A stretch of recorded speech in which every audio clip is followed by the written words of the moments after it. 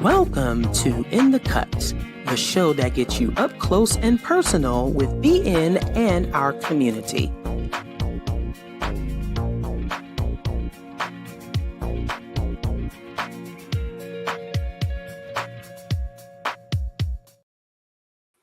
Good afternoon, evening, or morning. Welcome to In the Cut, the show that gets you up close and personal with Black non-believers and our community. My name is Edith Gray, and I am your host for the show today. If you are new to the channel, In the Cut is a production of Black Non-Believers. We're a 501c3 organization. Headquartered in the Atlanta area, we connect with other Blacks and allies who are living free of religion and might otherwise be shunned by community, by family and friends, by providing a caring, friendly, and informative community. Instead of accepting dogma, we determine truth and morality through reason and evidence. The mission of Black Non-Believers is to provide secular fellowship. We encourage pride in non-religious identities.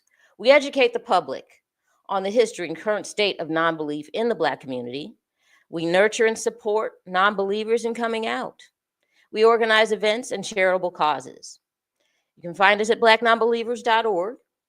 We welcome all, regardless of age, gender identity, sexual identity, national origin, or racial identity. However, our content and our work prioritizes Black non-religious voices.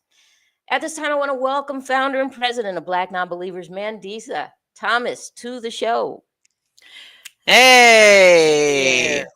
Welcome. I'm doing okay. You know, it's the first day of the winter solstice. Yes. And if you are in Georgia or any of the southern states, it's cold here. It is cold. Yes, That wind was biting yesterday, and today I was like, brr. So, Yeah.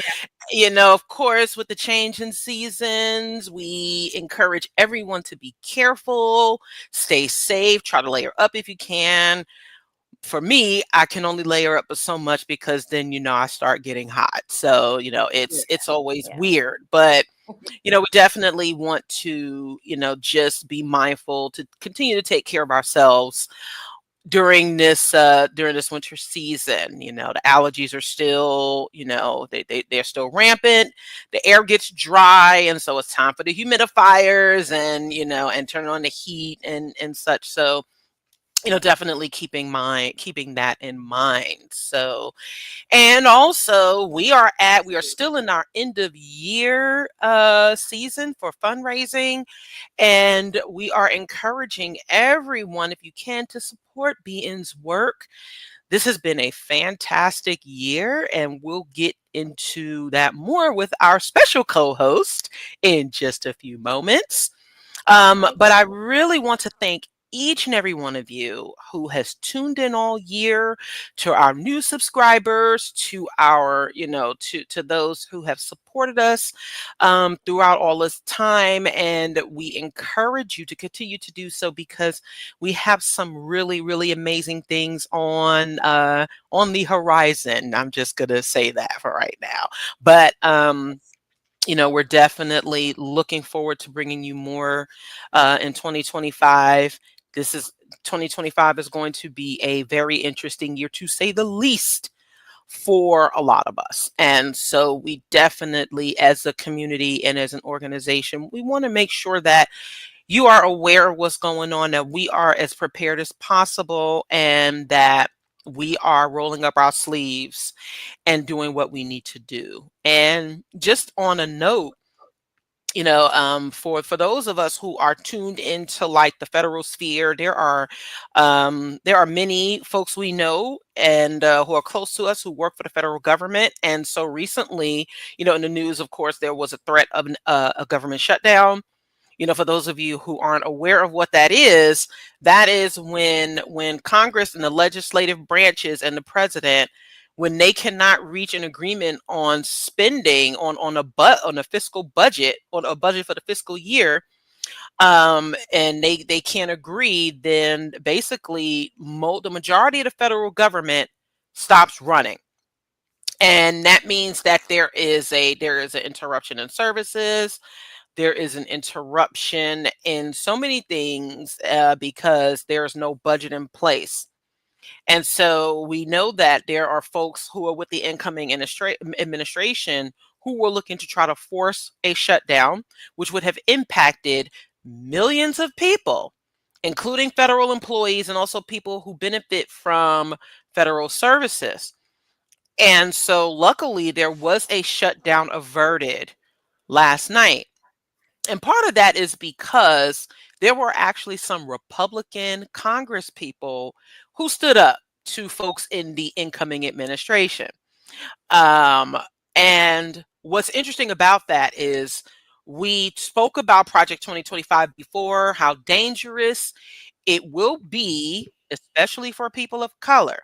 Um, but I just want to say that there are, we don't have to let the oligarchs and people who want to be dictators win. We don't have to let that happen. And it is going to be up to people who know what the right thing is to do and to continue to do it. And to not let the threats get to them, because what's most important are, again, working class people like many of us, those of us who are representing and who are in marginalized communities whose rights are already being threatened, and they will be threatened even more.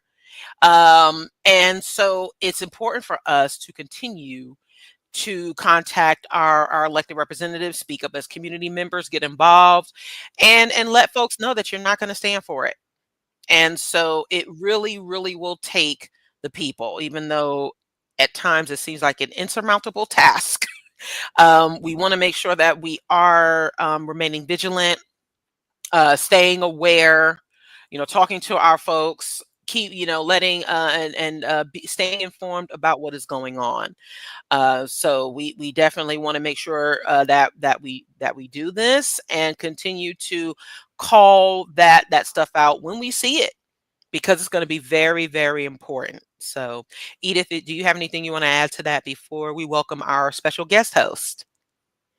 No, I think yes, we do have to continue to push back, call it out, uh, and yeah, got to stay vigilant because it's already we've seen things, all these bad things being normalized, and it's easy to Hmm. just roll your eyes and go, there they go again with that, or there they go again with that. But yes, you're right. We should be calling it out and elevating these concerns to uh, to our officials where they can be at least we can say we spoke up, we spoke on it. So yeah. Absolutely. And Cynthia, our sister from Chi-Town, is right. Change happens from the ground up, and we must continue to remain steadfast and focused on that. Right. Before we bring on our special guest, we'd like to welcome our special co-host. She is our board member, a creator of name dropping, filmmaker, and just all around awesome person, Deanna Williams. Hey, Welcome to this hey, episode of Hey, Deanna. ITC. thank you for having me. I thought I'd Welcome, pop welcome. in today. Thank We you. love it. Abs Yes, yes. And so, if you could let our listeners, and I'm sorry, our viewers know, if you could just like talk a bit about what we've been doing at BN and what we are rolling out and why they should continue to support the work that we do. Okay, so I'm also a board member, on top of being a filmmaker and being a part of being. We are getting ready for some really, really cool programming events. 2024 was the start of a lot of new things with our bylaws getting finished, adding people to the board, extra people. So we're now at a 5-person board. And so 2025 is just going to expand more on things we've been trying to do since 2023. Yeah. Um, we are coming up with, we have a new, so 2025 is going to have a really, really, really exciting event coming up. Can I tell them the name of the event? Yes, and we will remind them at Okay. the end of the show. So the Revival of Reason is an event that we've come up with that we thought our community would absolutely love. Conversation, music, a chance to talk about what's going on politically and how we can get involved, how we can, help our communities at home, help our communities outside the house and stuff like that. It's going to be really, really exciting. So we're working on that. That's going to be in March. So mark your calendars. I think we can sign up, or we're getting ready to be able to sign up very soon. So we're going to hear more about that in a second. Then we've got It's live. It's already live. It's Yep, already it's live. live. We all the way live Yes. up in here. So so go to the website so you can check out registering for the event. We also just had the new SeaCon 2025 go live as well. Am I correct?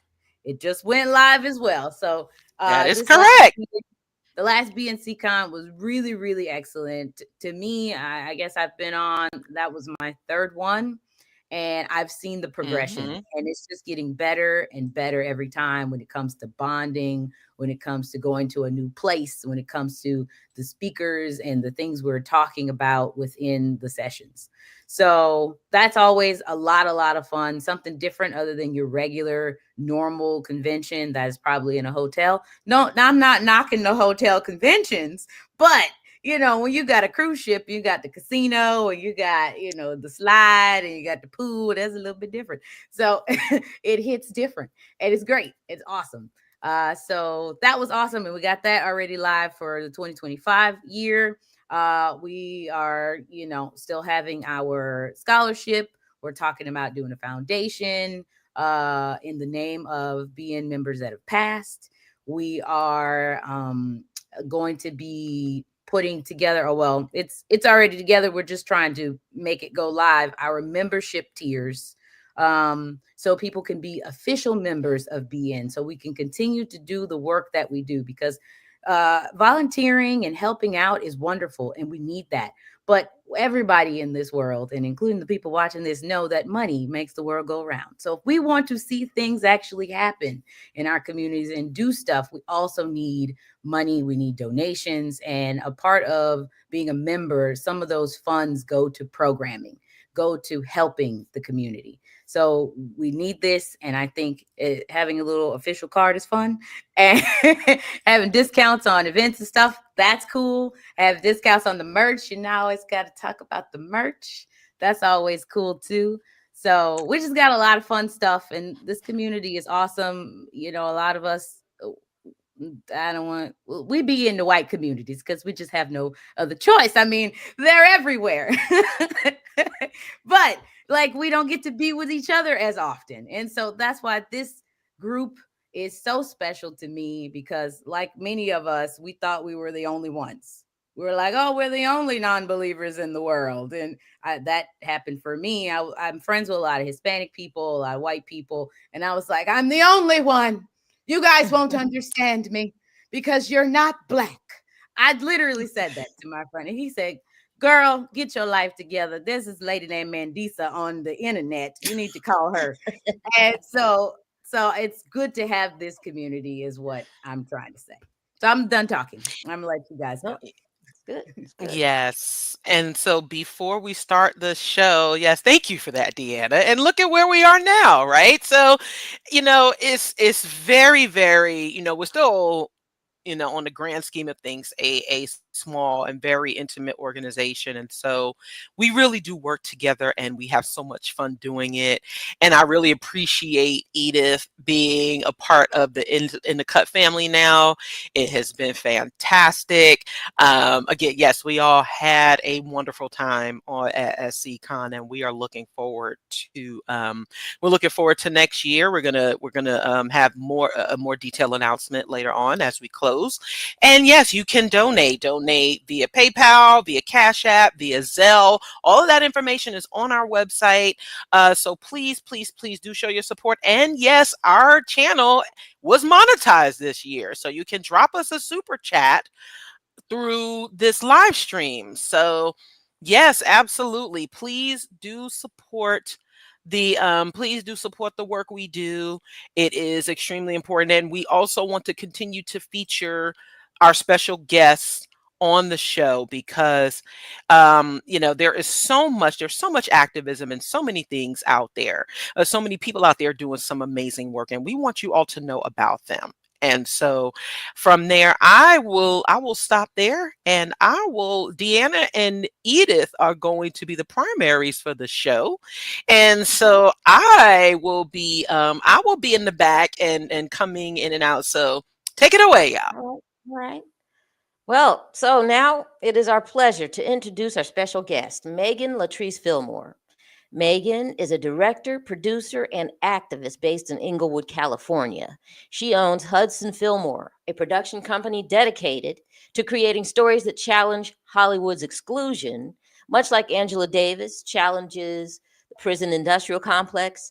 Maegan is currently developing a range of creative projects specializing in womanist, queer, BIPOC, all abilities and sizes content. Her work has been featured at the following film festivals: Outfest, Outfest Fusion, Bentonville, Disorient Asian, Imagine This Women's, Frameline, Dominican Film Festival, and more. Her most recent film, Soul Tie, won the first prize at AAFCA and the LEJA's Afro Latino Festival called the Remix. She's an alumni of Mount Holyoke College. She is a production goddess with 20 years of production management credits. She formerly was the director of production, overseeing movies for Comedy Central, VH1, and MTV, produced by World of Wonder, Patrick Ian Polk, Idris Elba, Will Packer, and Jamie Foxx. Now, before Paramount, she was a production executive at the National Football League and YouTube Originals. Maegan has worked on the hit shows Naked and Afraid, the NAAC Image Award-winning Welcome to Sweetie Pies, and three-time Emmy winner Freedom Riders, and is the most devoted TT to Trey and Coda. Maegan has been featured in articles from Bold Journey, Canvas Rebel, Shout Out LA, and her podcast features include Sister Brunch and The Bougie Boss Up. Welcome, welcome, welcome to the show, Maegan. Thank you. It's great to be here. Thank you for being here. We appreciate you so much. But as we ask all of our guests, please share your upbringing and how you arrived at your current perspective. Ooh, when that question was asked, it took me back. Basically, I was born to be a born again Christian. That's who I was. I didn't really have a choice. But I, for some reason, did not want to get baptized like a lot of my other cousins. And my family went to a Baptist church, and the preacher just screamed to me. And he never connects. I remember his name, Reverend Waller, and it was in Columbus, Ohio. So probably around, I don't know, 6th grade, I start going through a lot of hormonal conditions and doing a lot of processing for myself when I realized I didn't like my life. And so knowing that Christianity was the basis of what I was told helps you live, I asked my mother, I said, you grew up in another denomination. She grew up in non-denominational Church of God. So I said, is there one in Columbus we can go to? So we started going to that church, younger pastor, and they had a booming youth group. And that's what truly indoctrinated me into Christianity. I didn't listen to secular music for a couple of years. I pretty much believed hook, line, and sinker, even though I didn't understand. I didn't understand why I still would lie when I believed in Jesus. I just didn't get the 12 commandments. And so fast forward, 18 years old, I realized I'm bisexual. And with what I was taught from Christianity, that's wrong. But then I also was going to college, and I realized there were intersex people we didn't call them intersex people when I went to college, but and I said, well, God or whoever created this place made us intersex, made humans intersex. How can bisexuality be a sin? How could being queer be a sin? You know, and I'm not even talking about like sex before marriage, all the things that now really make me question things. But long story short, when I start realizing the natural was it was contradicting the divine, quote unquote, that I had heard of, I began on that journey. So when I left Mount Holyoke, I didn't believe in Jesus anymore. Christianity was not something that was a part of my life. My family's, yes. They're very Christian based. My dad never was, though, actually.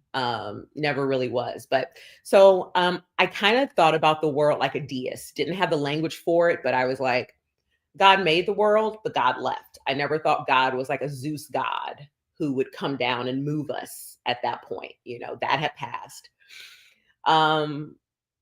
Early 30s, I had a hysterectomy. And I'm so frank and open about it because at 31, having a hysterectomy, the way it changed my hormones. I still kept my ovaries, but it just changed me. I had hormonal fluctuations beyond belief, and I wanted to end my life. So one of the pieces of advice I got from someone in my family was to read the Bible every day. And I started reading it. And the Old Testament is wild. When you read it, there are giants, talking animals, and earlier in my life, I read the Lord of the Rings series, and I really start comparing and contrasting, you know, those kind of lessons. I also got a book called World Religions for Dummies, and I start reading how there were so few people who believed the way my family believed in Christ. I had never heard about Greek Orthodox faith. And it started making me realize maybe what we believe or what I was taught to believe is because of where I was raised, not because of what is the truth. And that sent me on a path while I was going through all these hormonal, fluctuations. Secular Buddhism became very important. I actually learned how to quit smoking, being a secular Buddhist. I'm in 12-step programs, and I went to a meeting about we agnostics. I mean, I read that chapter so many times. Yes, Cynthia. Yes, Cynthia. It is. It is.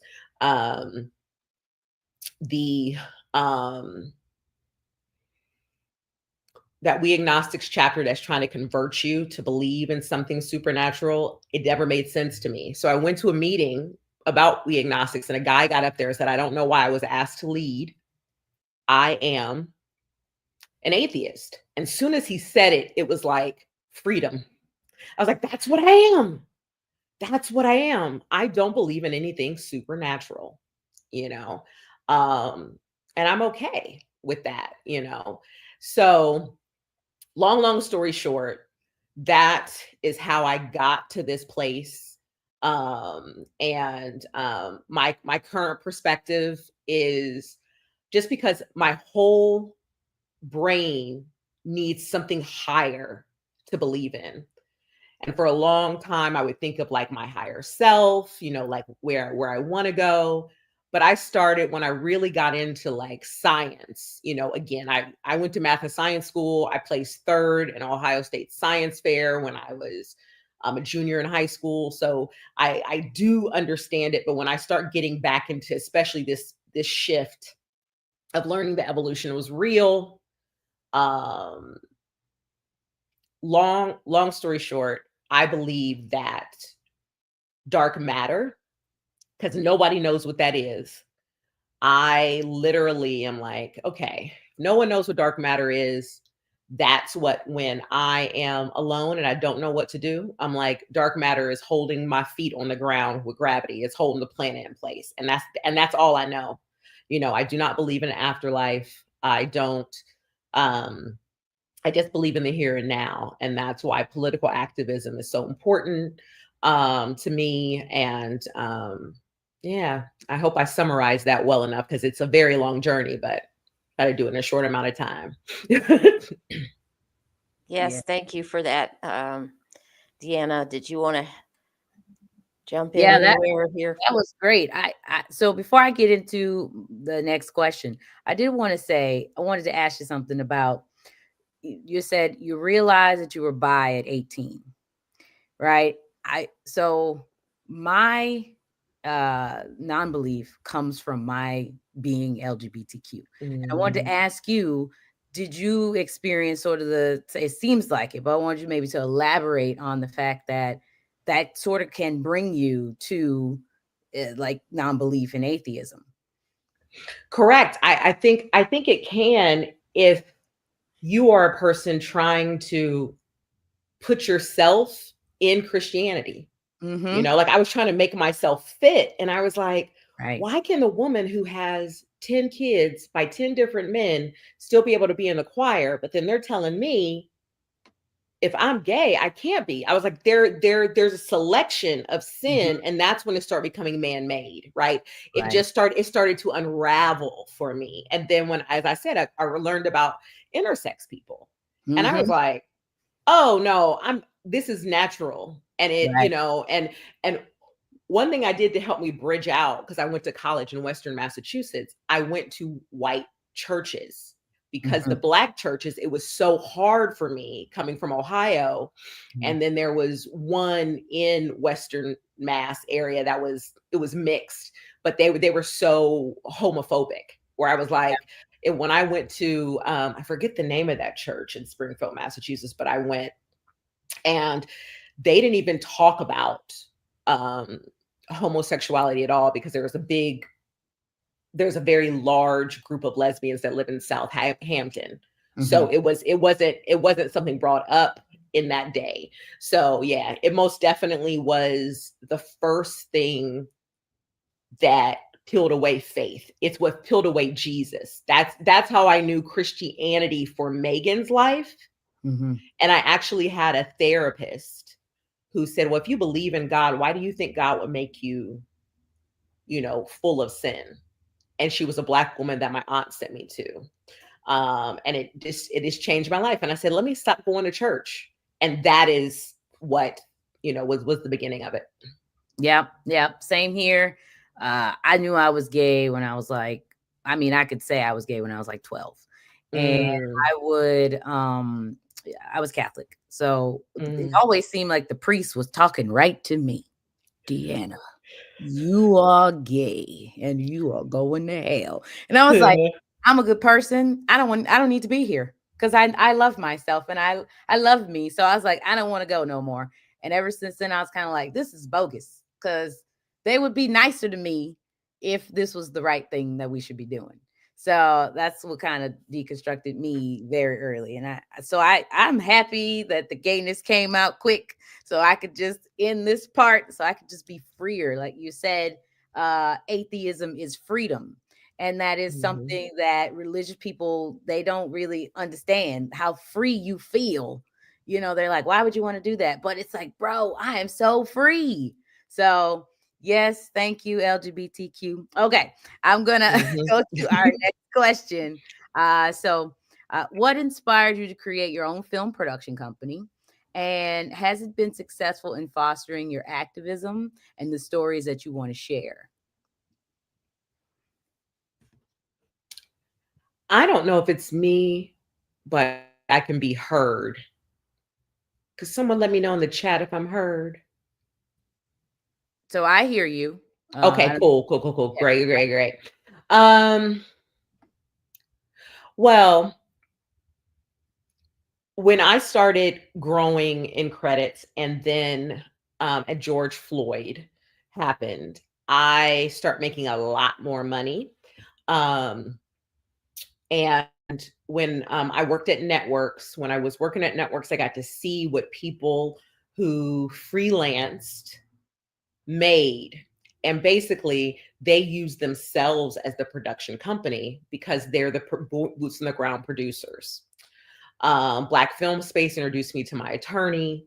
And so with an attorney and a boots on the ground producer like me, it's a production company because all I have to do is hire everybody else. I also, so basically it was a belief in myself that I could make what these freelance producers that I worked at a network made, which is some pretty sick money. So I was the one telling them what to do at a network. I'm like, I already know how to do it because I have done it before, but normally because of different, well, I could just be frank here, because I'm a Black woman, I don't get the same sort of opportunities or pay jobs. And a lot of the things that have happened is I've had to be brought in to fix projects that have not been managed correctly. So long story short, Hudson Philmore is my company that I make products for other people as well as myself. And so when I just started to really go after my dream of saying, oh, I want to make my own products, you know, I don't need someone else to come. This is, you know, and give me a project with funding. I can go after that money. I can create my own because there is a lane for me out there to do this. And it definitely is in line with activism, you know. I wanted to be a politics major. And the reason why theater won out was theater can be political. Art can be political. I've been working with a lot of people that, yes, we sure do, Cynthia. We do. I thought about who impacts my life the most. You know, was it Jesse Jackson? Or was it, you know, the movie Dead Man Walking?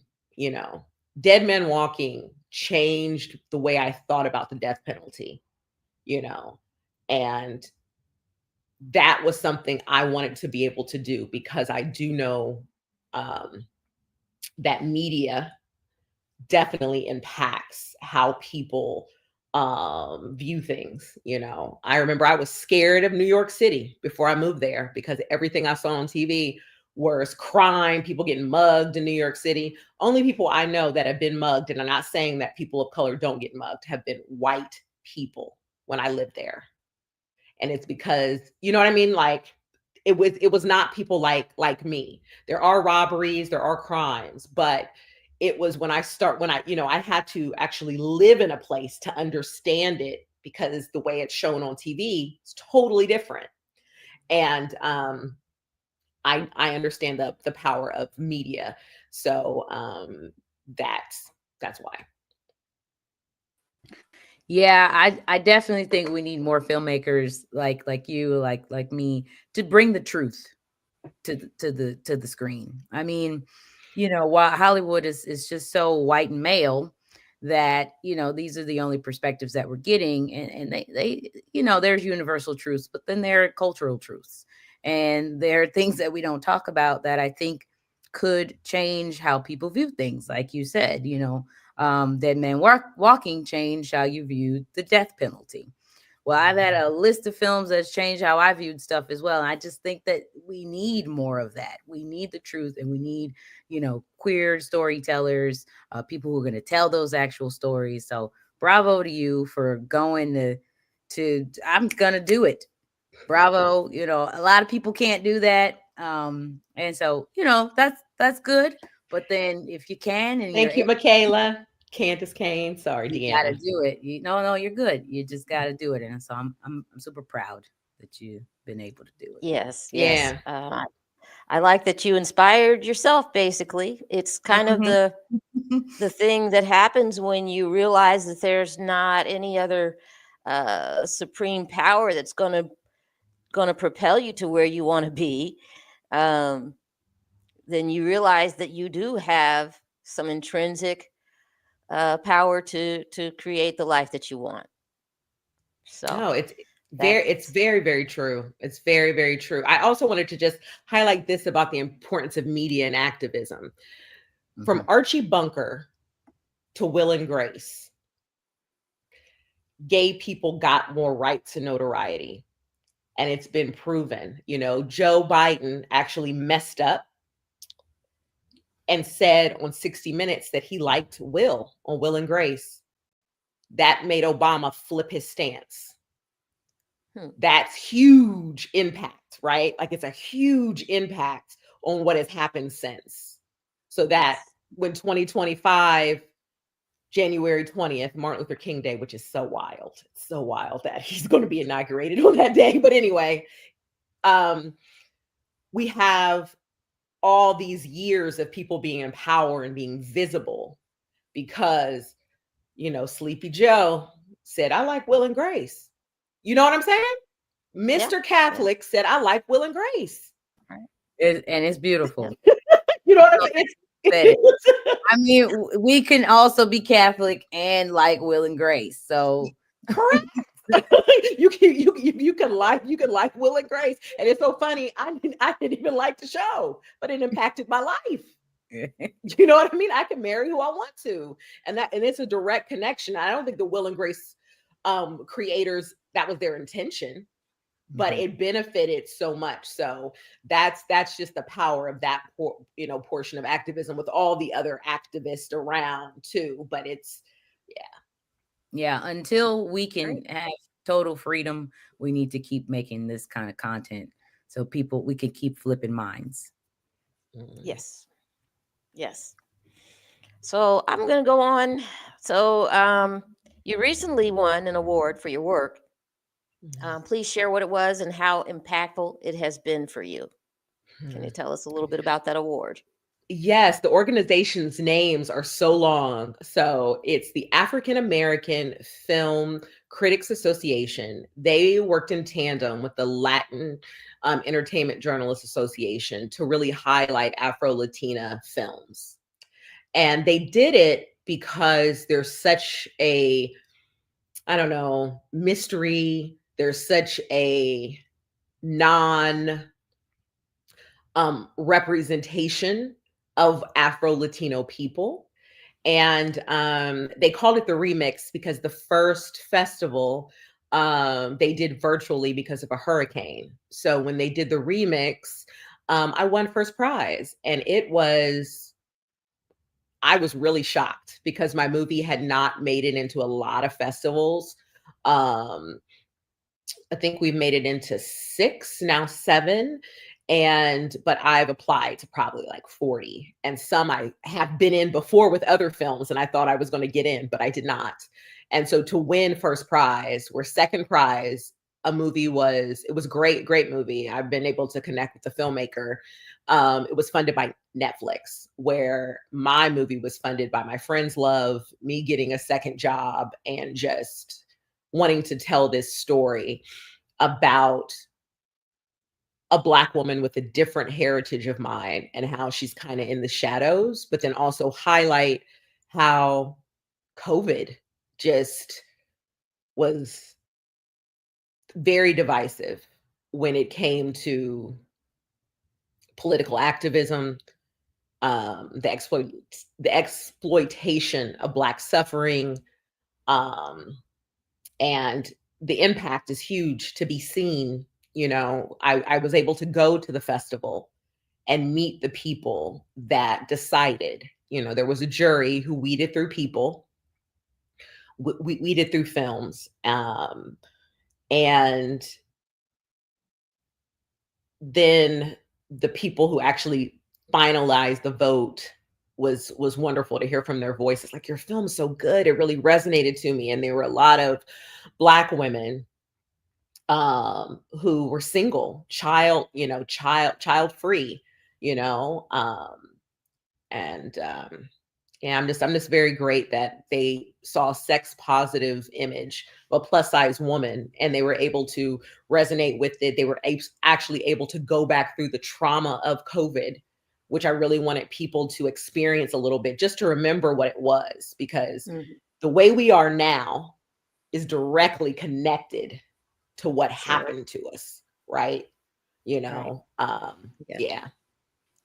And yes, I think that's good to have that still being focused on, because the public has such a short memory, right? And that pandemic, pandemic is still, like you say, very much impacting how things are moving forward. Mm-hmm. Mm-hmm. Yeah. Man, All of these us. are the Go ahead. So I have a yeah, so I had a quick question. So what was the name of the film? And can you tell us about the film that you shared with us to talk about? Mhm. Tell us the name of it, what it's about, and we're going to share the link in the chat as well. The movie is Soul Tie, and it is a short film about an Afro-Latino woman in the COVID lockdown of Los Angeles, which took 2 years. It was 2 years we were locked down. She rekindles a love affair, and that's what the movie is, so people can take it for how they go, you know. Yeah. Okay. Yeah, it's interesting. So I did watch the movie before we came on. Great. And I was like, it put me back into the mind of COVID. Like Judith was, Edith was saying, like we forget. And it's so true. You're like, you're not even really thinking about COVID anymore, showing your card to get into the restaurants or anything like that. Mm-hmm. But it put me back in the mindset of COVID. And I was just like, wow, we really did do this stuff in COVID. We called people we didn't want to be bothered with and to bring them back because we just human interaction. We were there was I guess I don't want to give all the movie, but there's a friend of the main character who I most resonated with because the friend had children. It was like, I don't want to be with these kids all day. I was with my son all day, and I put me right back into that mindset of, oh my God, go back to school, get away from me. Like, I need some peace. And he's here, so let me not talk to him. but it just put me back. And then I was just thinking, wow, it's so interesting that we need to really keep talking about just taking care of your mental health and taking care of yourself. And that's what that film, I thought, was doing. It was talking about how we took care of ourselves in the process of COVID and how we need to continue to take care of ourselves. And then it goes into political things as well, which I was like, all right, yes, we getting into it. Our work is political and we need this type of work. So it was really great. So I just wanted to say that it put me back in that mindset of the trauma of COVID. Nice. Well, I'm excited to watch. I haven't had a chance to look at it yet, but I definitely will. So how important? Go ahead. No, I was just going to say, how important will it be to continue showcasing the work of BIPOC? I think we pretty much answered this question now, but continue to showcase the work of BIPOC, LGBTQ, and womenist voices in the future. I would just say, how important is it to you to showcase this type of work? It's essential. One of the reasons why me not being Afro-Latino, my film before this was Agents of Change, and it was to showcase a trans cast for the most part. And we didn't mention the term trans in the movie.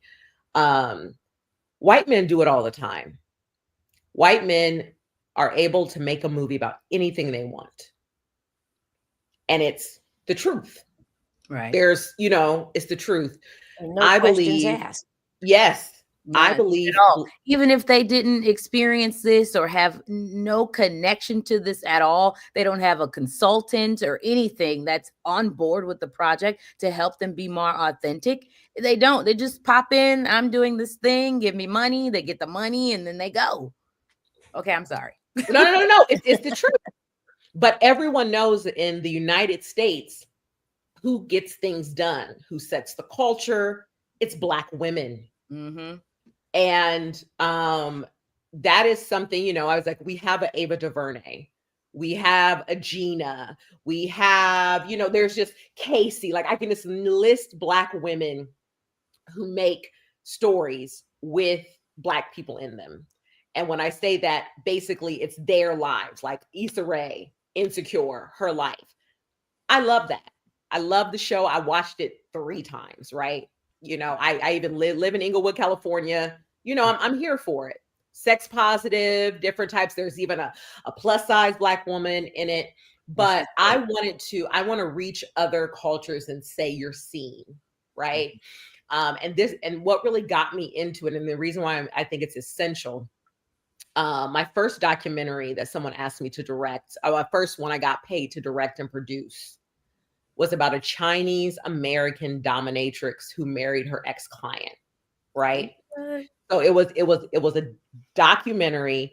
When I tried to put it in festivals, it was insane. Black festivals wouldn't take me, right? Because there's not Black people on screen. The white, sorry, not white, the Asian festivals wanted to highlight Asian filmmakers, right?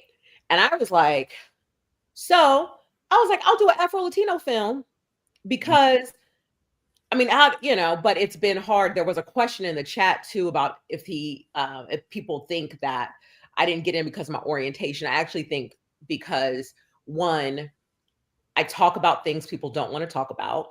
Two, my star is of size and she's being loved by a man that society deems attractive.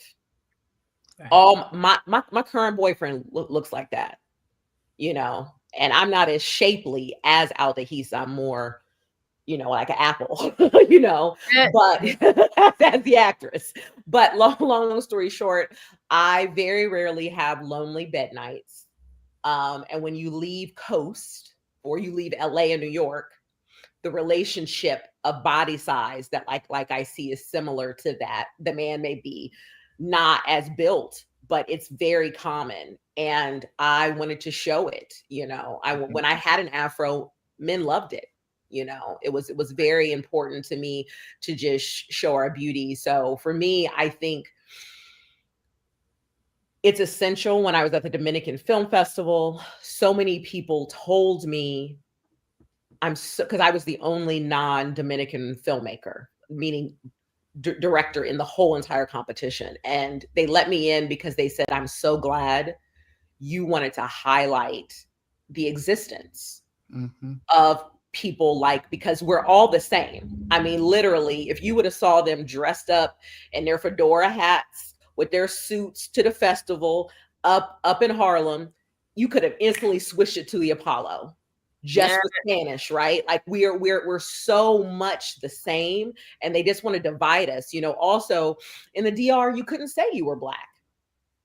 With Haiti being on the same island, because it was to divide. Where to me, I feel like part of my journey is the fun in that. It's the fun in that, and I think it's completely essential that we continue to just tell stories that tell life as it is. And I think Black women, Black non-believers, our position is womanist naturally.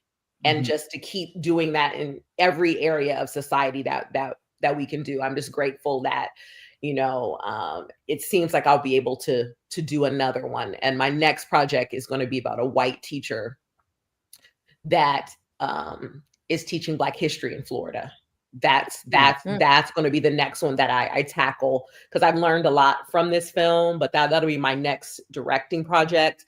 My current job for hire, I'm line producing a story about how Black mothers are not heard at the doctors and how devastating that is post Dobbs. So I'm actually getting to be paid to make a narrative film. And I'm very, very excited to be there. The Black writer director, Nigel Lumen, she's wonderful. And her and I together to be able to tell this story that'll be on Paramount Plus. We're very, very happy. Right. Awesome. Nice. Yeah. That's excellent. Awesome. I wanted to just say, the work that you do makes it okay. Yeah. So you were talking about how no one really knows where this film fits in all these intersections of people's lives, even though it's like, guys, we're so many more than just Black or just Asian or just gay, or we have so many intersections.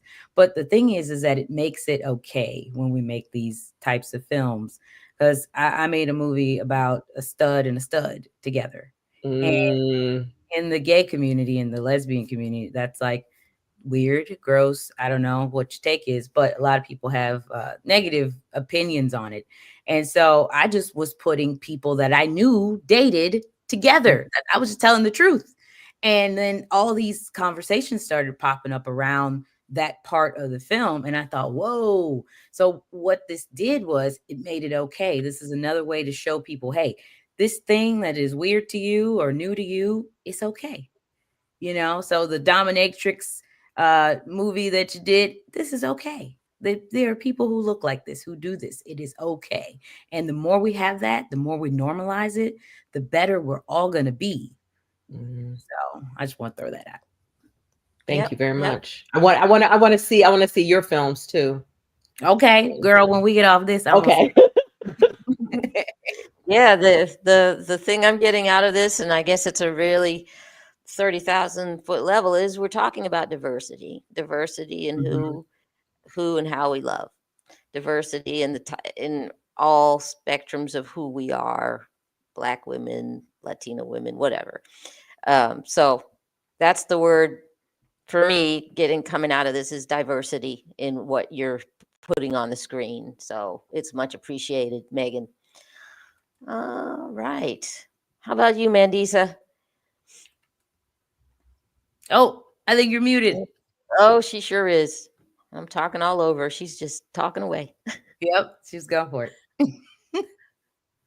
You're still muted. What's going on? Yeah, I don't think she's muted anymore. I just think we can't hear her for some reason. Oh, no, we don't gotcha. Okay. So then maybe she'll put in the chat for you, Edith. Yeah, let's see. Oh, wait, no.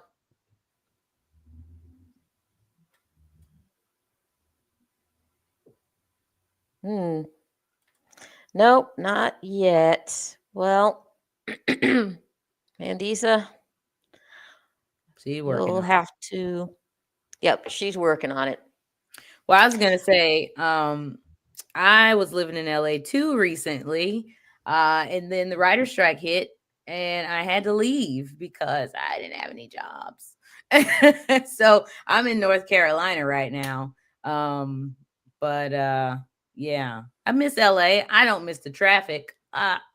And I don't miss the cost of living, but I'm still doing everything I could do from the East Coast. So that is a journey. It is. I hear you. People don't Oh, sorry. There was a lag. Go ahead. Oh, it's okay. I was going to say, you've been in LA for a long time, huh? Yeah, I've been there for a long time. I still can't believe that I'm kicking. I worked 2 jobs. I'm also moving into property management as well, just so I can keep staying and be in people's faces. I've never met Idris in person, but I did work with his company. You know what I'm saying? His company, and I got to meet him on Zoom. Wow. Yeah, I got, you know what I mean? So, yeah. So, I did a New Divas Christmas Carol. So, a take on like Scrooge. His company bought Rusty Candif. Rusty's a filmmaker in his own right, but he also, one of his claim to fame is he directed the Chappelle Show back in the day.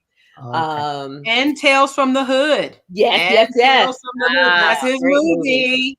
Yeah. And Ashanti was the star. Okay.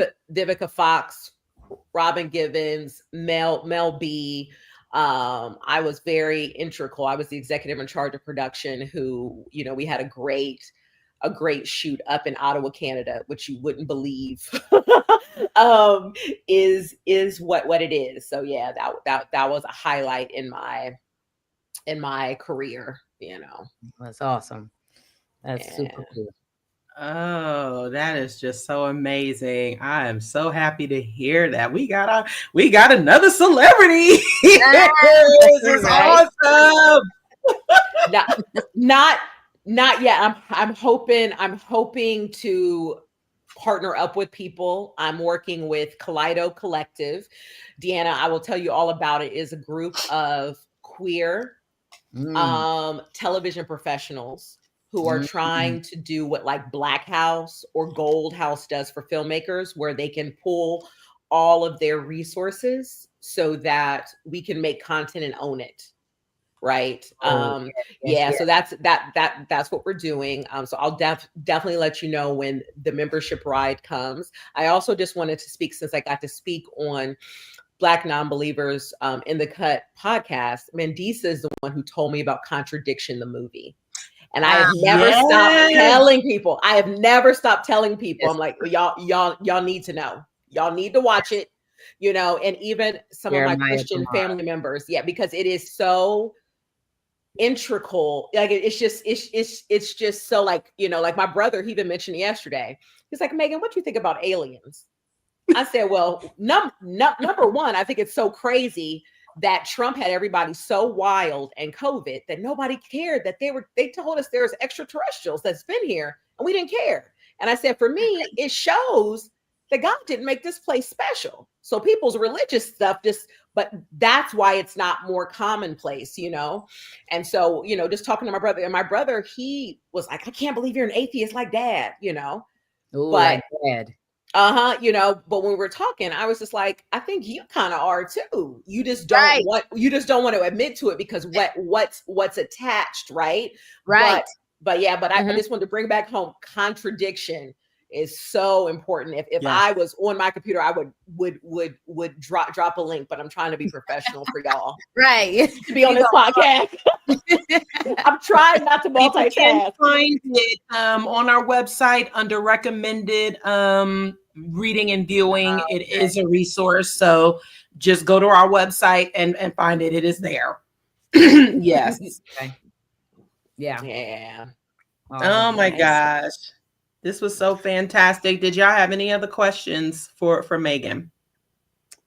No, we're gonna keep talking. Me and Maegan. No, I just wanted to go back and point out how I'm quite impressed that you had mentioned at a young age. I don't know how young you were when you were being told that you needed to be baptized. About how old were you, and the fact that you resisted that, I found kind of interesting, coming from a whole family of Christians and believers. Yeah, well, they told me to, and so I asked some questions, you know, like in Bible, well, you know, Sunday school. Yeah, that's what it is, Sunday school, because it wasn't Bible study. And it just didn't make any sense to me. Like, I was like, well, if there was Cain and Abel, one of them died. Right. Who had more kids? And it's before I even knew about evolution, because they weren't teaching it in school at the time. But I was just like, you know, like how does that happen? Because my mother had my brother. So like just Maegan's little world growing up in Columbus, Ohio. I'm, you know, and so it didn't make sense. So it took me to high school, and it was because some of those hormonal changes I was going through, I needed something to help me through. And then now I realized it was always within me, right? Like it was always within me. The thing that gives me chills when I watch Wicked, right, is the same thing I got in church that helped me feel connected to humanness, right? I just didn't know it because that's all I knew. But when I start reaching out of my circle, it was like I was probably 10, 11. I didn't get baptized till I was in the 7th grade. So it was, you know what I mean? Yeah. And I was older, where my other cousins would do it at 5, 6. And I was like, I was 7. And that's why I was thinking, now to be so in touch with your critical thinking skills at 7 or 8, that's what I was thinking was impressive. And it's still, even as a teenager, by that time you've had so much, what's the word? I guess I'll call it indoctrination, that you were able to overcome that and find something true. So for anyway, me, that's all. That was the only thing that stuck out. It's good. And I just want to shout out the Mesa Humanist Organization here. They I stayed here and I did a show probably like 2018, and I stayed with my family for a while. They really welcomed me because I was on the journey of like learning that evolution is real. And they brought some scientists, they had some events that really helped me kind of shake what I was given. Even someone who was so into science, it's powerful what indoctrination does. It's powerful. It's like, I don't ever think I'll like a Michigan Wolverine because I'm an Ohio State Buckeye. Like, it's like that sort of crazy, right? That like, I don't even like football. I don't even like, you know what I mean?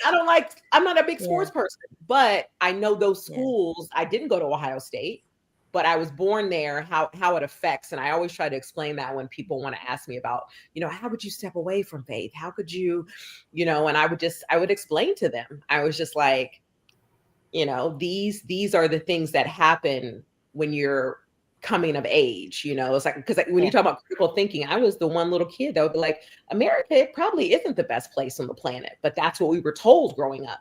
Mm-hmm. Mm-hmm. You know what I'm saying? I was like, how do you know if you've never been, anywhere else? How but you those, know what I mean? Those are the messages. And then, Right. and I think with filmmaking, you can just show other and Mhm. media, podcasts, you can show different ways of life, different, Right. It is different really perspectives.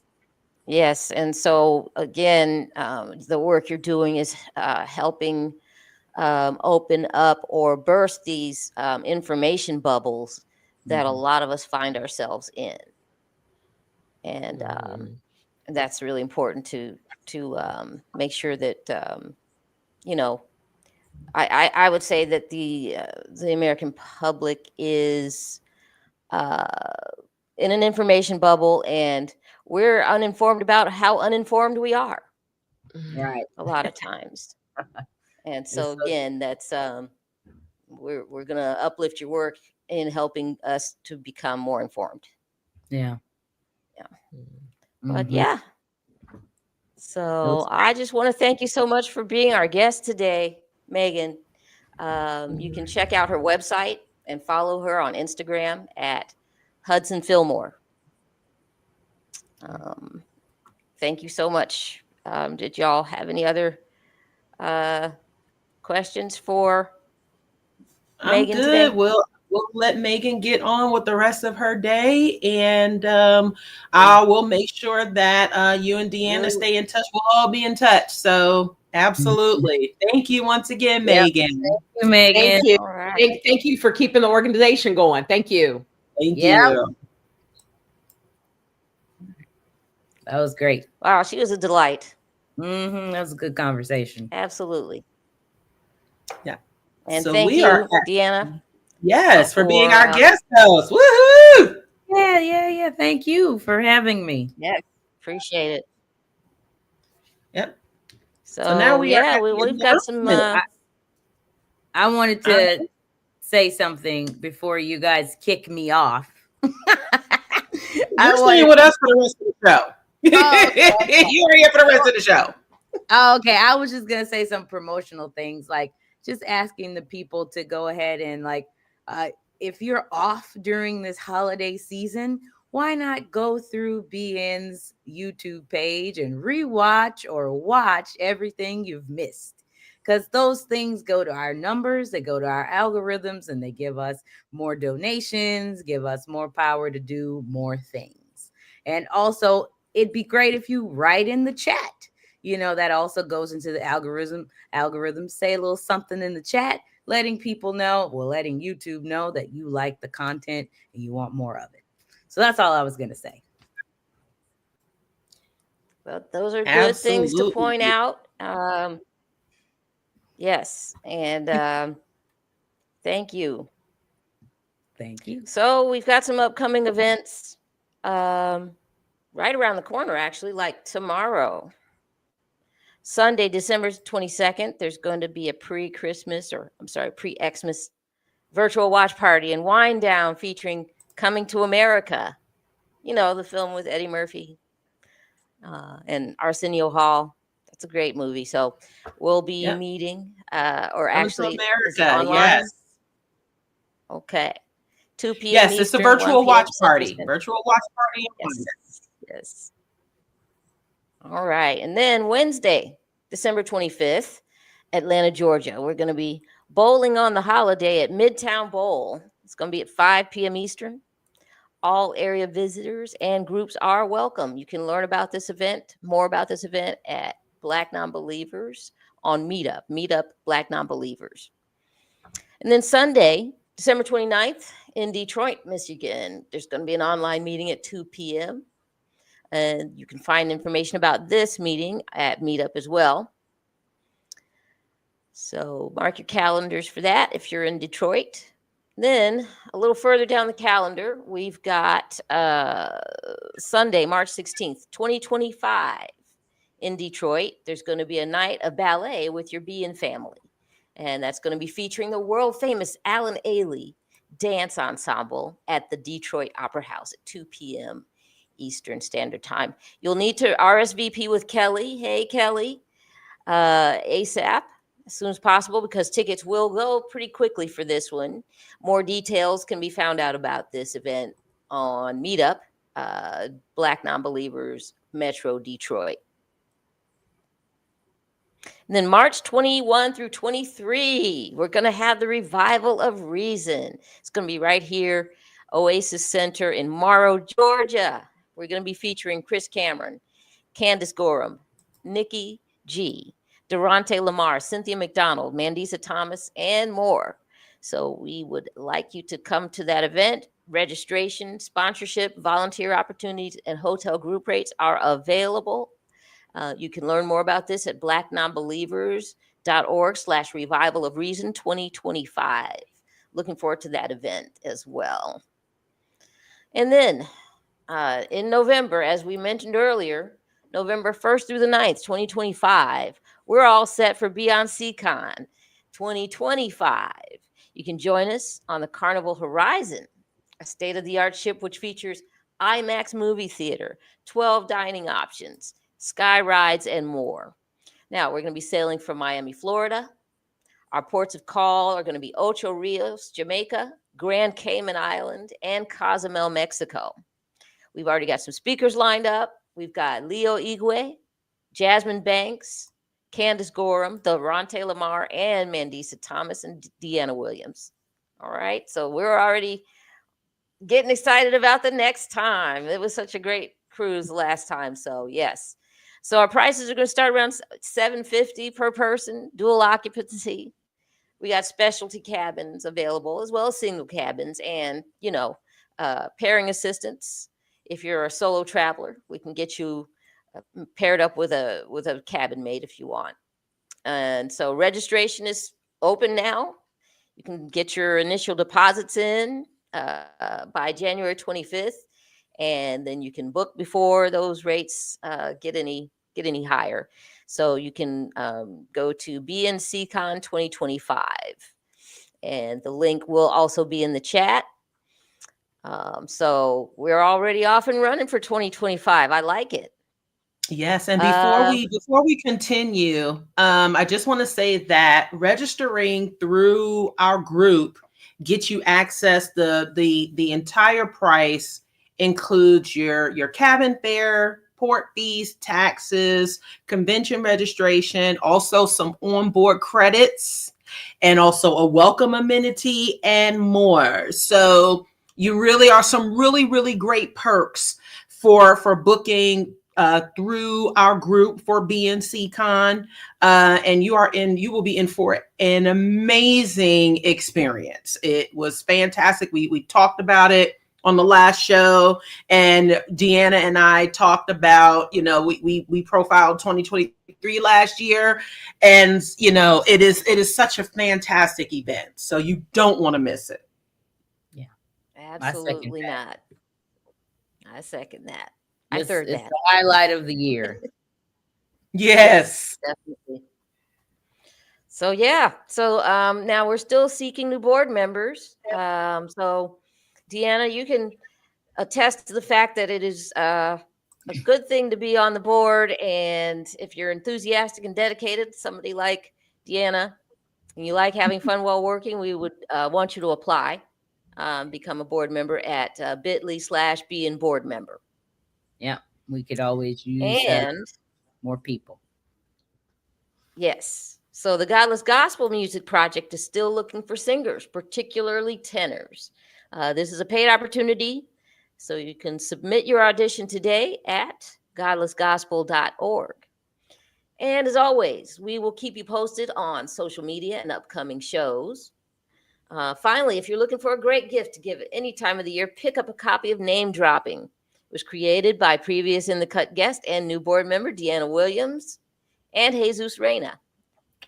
Name Dropping is the frustratingly fun movie trivia card game.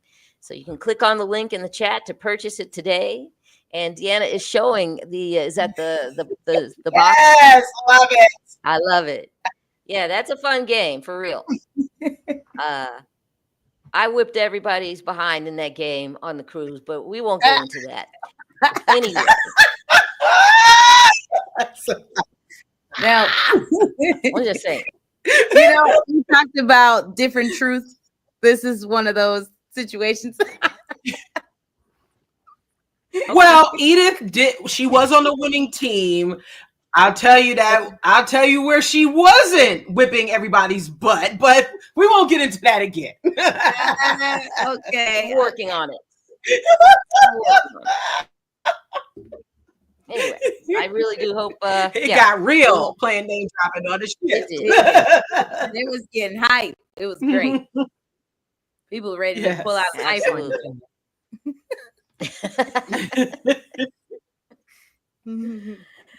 So yeah. So now, well, I think that wraps up the show. Deanna, I want to thank you again for being co-host today, and helping us interview that wonderful guest we had. We hope you enjoyed the show and that you'll join us again. As a reminder, we air every first and third Saturday of each month. Somebody have something to say? Nope. I was saying yes. Join us again. Please don't forget to like this video and spread the word, like you were saying, Deanna. It would be. We had such an awesome year with all the different guests and wonderful conversations. It deserves a look back. And if you missed any, it would be a great time over the holidays. Maybe you're not doing much. You can sit back and watch. So we do hope that you follow us on Facebook at Black Nonbelievers. We are at Instagram at BNonbelievers Inc. and X, formerly Twitter, at BNonbelievers. The B and the N are capitalized. And you can subscribe to us on YouTube. So our channel just got monetized recently, and we thank you all for tuning in and supporting us. You can find your local BN affiliate on Meetup, or you can join all of them. And remember, we're looking for new organizers for Meetup. So you can be a volunteer, or you can complete the volunteer form to be an organizer for be an affiliate in your Meetup in your town. So you can learn more and make your tax deductible donation at BlackNonbelievers.org/donate. Your donation, again, is tax deductible. Tax season is right around the corner, so take advantage while you can. If you want to represent BN even more, you can get your swag.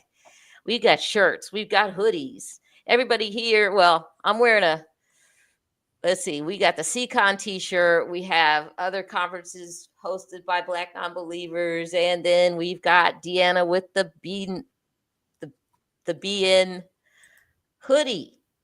Yes. Looking good.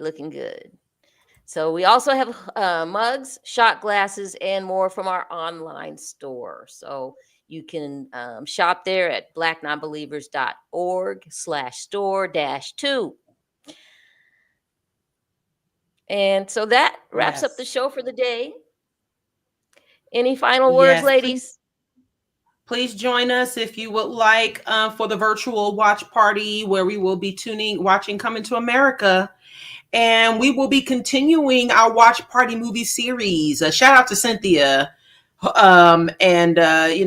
we have really started working with on this series. There are plenty of cultural movies that people aren't aware of that that we can watch and just dissect and talk about together, and just have fun watching them. So this is a good part of community building and education and learning. So we hope you join us tomorrow for this wonderful fun time.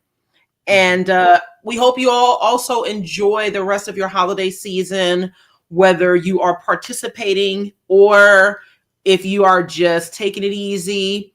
Do find the opportunity to connect with like-minded individuals, and let's go into the new year on a more positive, or try to be as positive as possible, because we know we're in for some challenges in 2025, but we do want to make sure that our community building is strong and important. And please do support our work. We definitely need your support. Like we cannot emphasize it enough. And I appreciate Deanna coming on and definitely reiterating why it is important to support Black Nonbelievers. Okay, thank you so much. So take care, and we will see you all next time.